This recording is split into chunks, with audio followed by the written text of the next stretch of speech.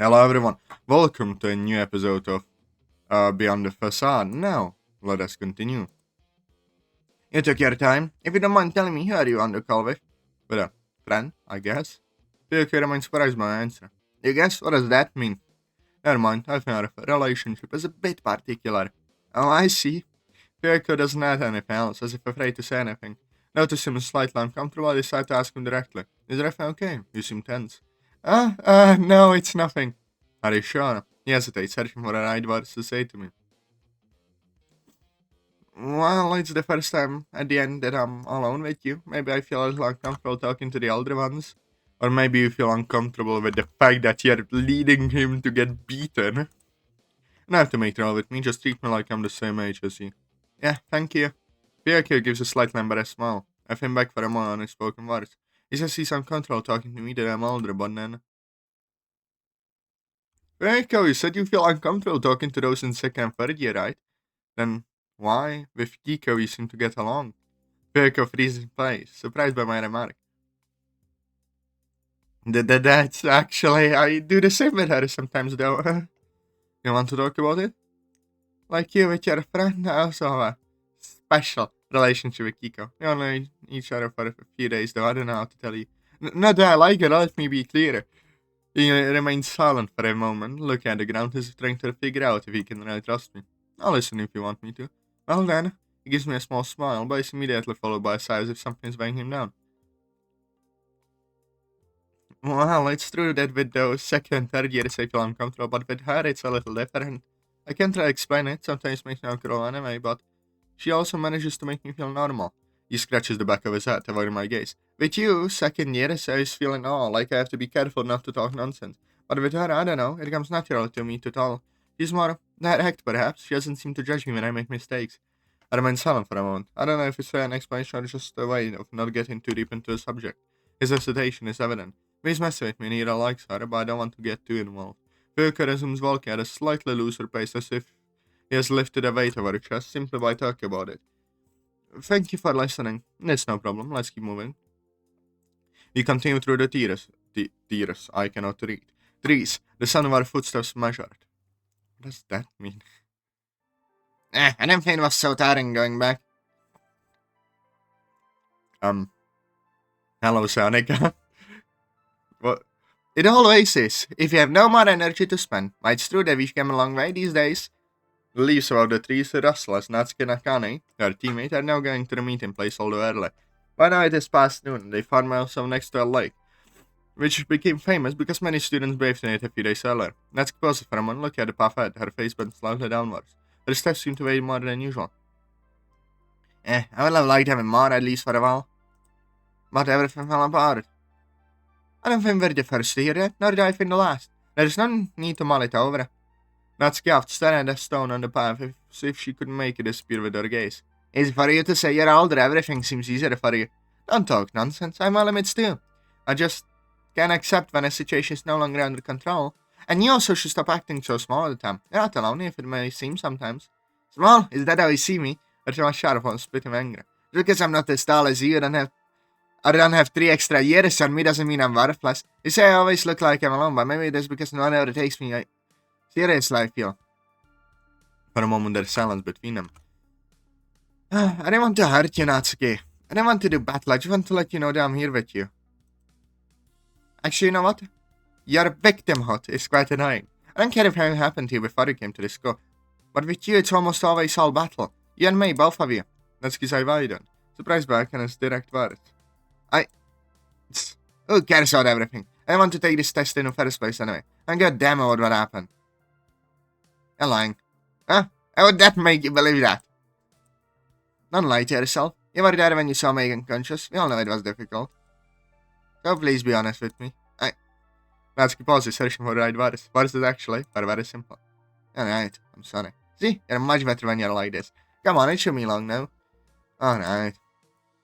Slowly the two move further, away from the lake towards their destination.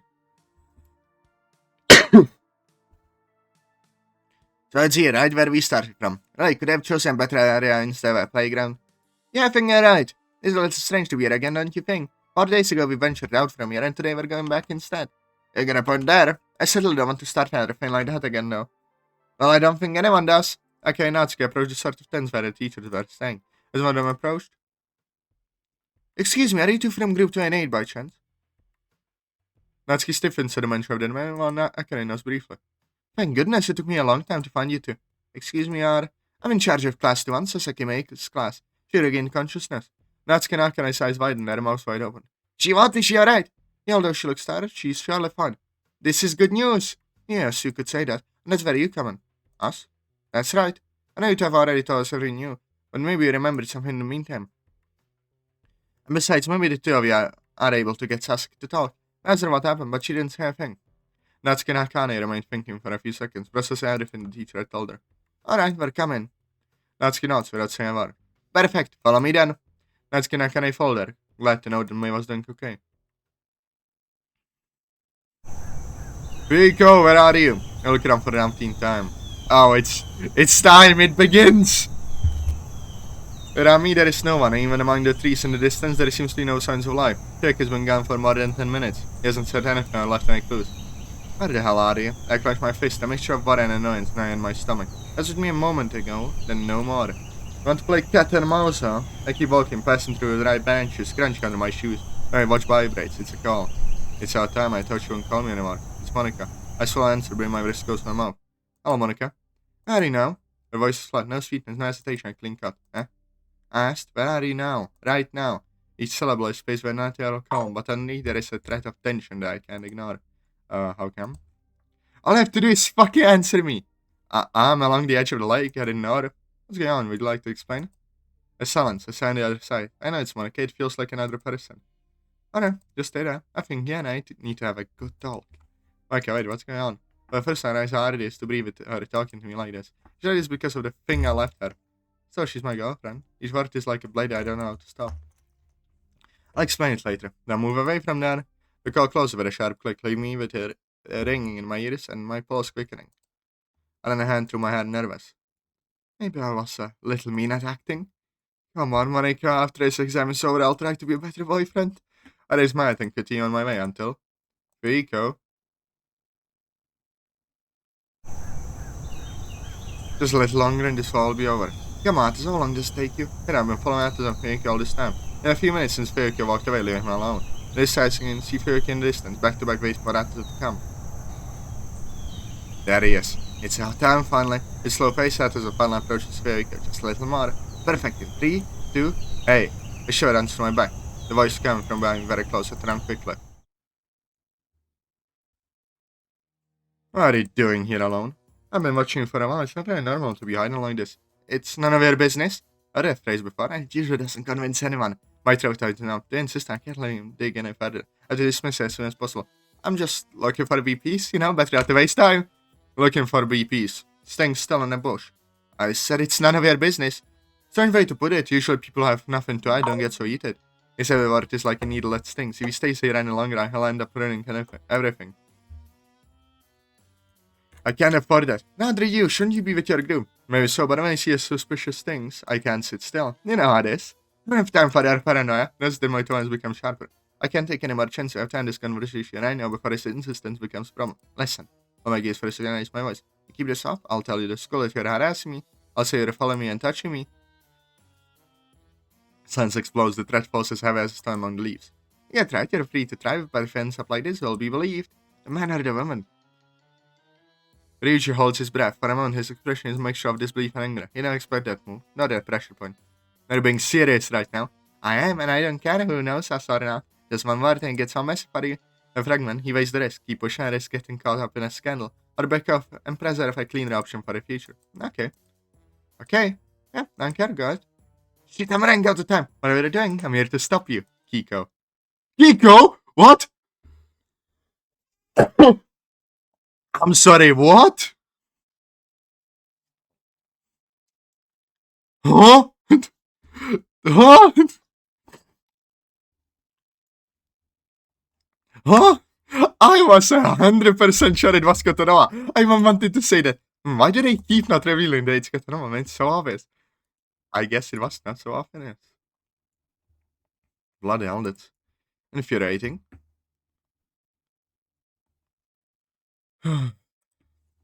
He is there, standing not far away, his back to me. He turns his head away and smiles at me as if nothing was wrong.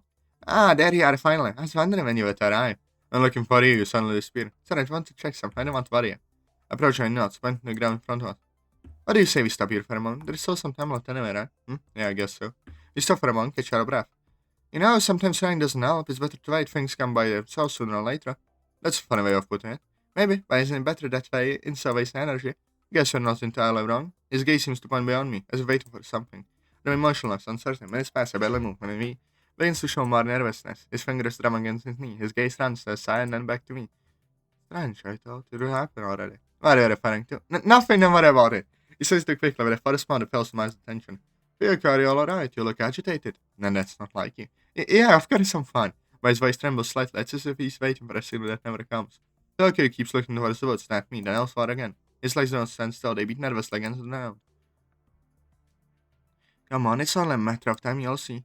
For what? For nothing, doesn't matter. He tries to laugh, but the laugh dies immediately. It is clear that he expects something that doesn't come. But why isn't it happening? It's not possible. Furikyo? He turns sharply, his eyes tremble. It's over, Furikyo. A silence falls between us. His breathing is labored, as if he's been running. Lowers his gaze, slashing his fist on his knees. I didn't mean to. His words fade away, leaving no tension in the air. Her heart pounded in her ears like a drum gone mad. Kiko remained motionless behind the bush, her eyes wide open to a scene she was not supposed to see. Furikyo was on his knees, his shoulders shaking with each sob. That sound entered her hand like a sentence. No. All the work of hours, every little calculation, every studied move, all to dissolve in an instant. The planet jumped in a way she had not anticipated. It was slipping out of her hands, and to make matters worse, there was him. Whatever you're doing, I'm here to stop you, Kiko. Kiko turned slowly, get down from her hiding place. How long have you been spying on me? I don't care to know. I've seen enough. Oh, don't talk nonsense. You didn't see anything that could set me up. No need to frame me. All I need to is for you to stop. Kiko laughed softly, tilting her head. Always acting like a knight, huh? And you if anyone will listen to you if you try to tell your side. If needed, yes. Kiko steps forward, practically. And what do you say? Kiko is bad. She's going to do something horrible. You know that sounds ridiculous. Maybe she doesn't love this case. By ridiculous, then complicit. A flash on ends crosses Kiko's gaze, but it was quickly replaced by a sharp smirk. You know what the problem is with you, Ryuji? You talk too much, always taking the moral high ground, always thinking you're on the right side. But really, what is right or wrong? Are you overrating by someone we don't know? A system that decides who is worth and who is not. Or maybe it's just an illusion to tell your soul to feel better. She pauses for a moment before continuing. For me, there are only those who survive and those who lose.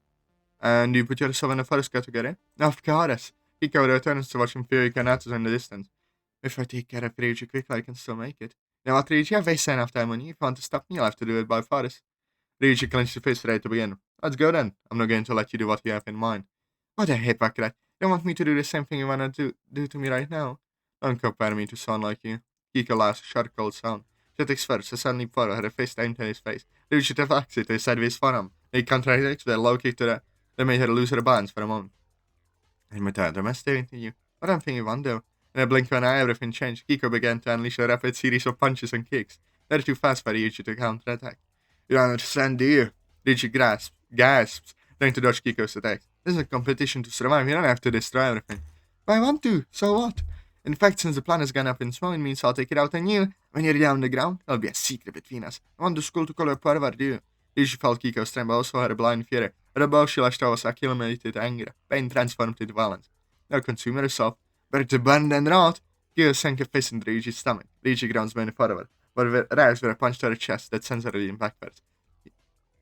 He staggers, bent over, his breath burning in his lungs. The blow to his stomach has emptied him. Every step is a burden, every breath an effort. What's the matter? Have you run out to moralize already? Kiko's voice is sharp, almost like an iron. He doesn't have time to answer. He pounces on him, pushing him with some first throw him into the ground. The ground rips the air from his lungs. Where he can react, Kiko is on top of his knees. Her knees splinter on either side of his hips. Dust swirls around them, a small vortex that simply dissolves into still air. There are big words now, huh? Her gaze is cold. Those legs do not make sense at all. But still, I appreciate the effort. I like that, like, these CGs that we've seen so far. They aren't like some artistic masterpieces, but they work. They're nice. It works for the story they tell. So yeah, very nice. The gaze is cold, tense, but there is something more behind it. A flash of anger mixed with fear. A tension that makes her tremble slightly. Kiko, what the hell are you doing? His voice is hoarse. Nay, almost broken by the blow and disbelief. Kiko doesn't answer right away. Every passing second, her expression changes. The fury gives way to something more dangerous, a lucid calm. Kiko, stop, you're not yourself. He tries to grab, but she pushes him down with a sharp jerk of her arm. You think you're a hero, don't you? You think saying the right two words is enough to say something, to stop me? No, I don't want to stop you, I just want to. Shut up! Her hands grab him by the collar, yank him, then close into his face. We are big words now, huh? Her first punch almost flies out on his arm. The second punch, another. The tall thud of the blows mingles with the rapid beat of her breathing, with a tremor that shakes her. Each punch is harder, more chaotic, more desperate. Do you know what it's like to always feel like you're on the edge? Like nothing you do is ever enough. The blows follow one after another without stopping. As if everyone thinks they know what's best for you. Ryuji tries to move, to raise an arm, but he can't. His vision begins to blur. The world shrinks to the sound of the blows, and her face disturbed with rage. A face I'd never seen before. I don't understand anything. Nothing! Last blow is slower and another, weaker. Her hands are shaking. She is out of breath. Kiko remains out of her body tense, her knuckles bloody. For a moment, nothing can be heard, only when lost and leaves on her broken breathing. Ryuji is motionless. Kiko pulls away slightly from Ryuji, staring with her eyes shining, with determination and a small smug place playing on her lips. Ryuji gasps, trying not to get up, but his body won't respond. All his bruises on his face speak for themselves. But I thought you could stop me. Ryuji tries to act, to push her away, but she holds him firmly, maintaining total control of the situation. Is it fun, seeing you so helpless, and me so free to do whatever I want? Because you can't stop me. Ryuji's heart is racing, but his body remains on the ground. His hands search the ground and is looking for something to hold on to, anything to cling to. Kyo watches him, satisfied with her small violence. For her, there is no fear, no hesitation. All is feeling of control, of finally having the moment in her hands. Monica! Is it Monica? What do you think you're doing? This is the end of the line, Kiko. A voice from behind surprises Kiko, so she turns around. Yes! You... Looks like I got here just in time. Now just have to wait for the teachers to get here. In the meantime, why don't we chat a bit? Kiko remains unmoved by these words. As if that thing is real. Oh gosh, of course it's not real. Whatever it is. Click. Kyo swallows, rising the situation got out of hand. Well, even if it's real, you don't have the balls to shoot me, do you? No, so is a risk, though, don't you think? I do have the balls after all. I just shoot you in the leg. I don't want to kill you, let's be clear. I don't think that saying it was in me is enough. I know the ways to prove my innocence instantly, get my popularity, you know. Like I say, softly exasperated to continue. Then she takes a step closer without ever lowering her gun. Why, Kiko, why all this? Kiko stares at her eyes shining with a mixture of anger and pride. For a moment, she seems amused by the idea of finally being able to explain herself. Then he speaks without her anything, and her voice is strange. Calm and ruthless at the same time. Because I can't stand the fact that someone thinks they can play games at the expense of others. That is in the last exam, those who cheated won. Those who pretend to be PR. They took what they wanted and no one stopped them. I can't accept that. Like it shows no surprise. You took care of me and Atazoth, didn't you? You were accepted and I expected, Monica. You paused for a moment before continuing. I was planning to do something similar to you after dealing with Atazoth. So the goal is to wipe out a person to teach them a lesson, to put real lives at risk for a revenge. And there's some disgusting that is. Kiko shrugs, contemptuous. Revenge is a weapon like any other. If the game is dirty, I can play dirtier. It's not personal. Or maybe it is. I can't tell anymore. But it works. It will work. I must kill someone, Kiko. So what? Kiko snaps her pupils dilated. Is that what this school does? Turn us against each other. I just play by the rules, Monica. Only deeper than everyone else. A silence falls between them. Monica looks at her. A moment, something in her eyes changes. Not pity, but cold for understanding. I am curious who made these CGs, because like sometimes the quality is like very different between them, I feel like. Like this one feels much more detailed than one when they are on the ground. No, Kiko, you don't follow the rules. You bend them to justify your revenge. And now you just convince yourself that it was right. Kiko, breathing heavily, tries to find her smile again. You know what I hate about you, Monica? That saintly face, always perfect, always the one who understands everything. Kyo speaks to her refutingly. I'm here to be listened to the morals, Presidentes. You're no better than me. Surely you'll only feel cool because you have that in your hand. You just got lucky being here at the right time. Oh, I completely disagree with that. You know, Kiko, if it weren't for you, I would have never realized how terrible Atazoth can be as a person. The sound footsteps quickly approaches. I don't feel as much from behind the trees. Teachers supervise direction towards the clearing. Mike remains motionless, the gun still clenched in her hand, showing slowly, assessing the distance, then steps remaining, where the group arrives. I can't let them see me with this. By a gesture, conceived between a movement of her hand and to her body, she slides the gun behind the trunk next to her. Metal touches the grass, then hides among the roots and then leaves.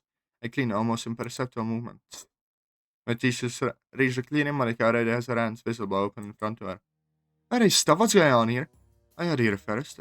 I found like this immediately out to when using a watch. He goes down to Perugia is quickly grabbed by the assistant. He protests, screams, and tries to break free, but they all die. Let me go! Rich is being assisted, San handsome and blank, and while another calls the medical service. The teachers exchange ideas about what to do next. Well, and this is well ended, lads and lassies. I hope you enjoyed. Press like, comment, subscribe. I'll see you all later. Bye bye!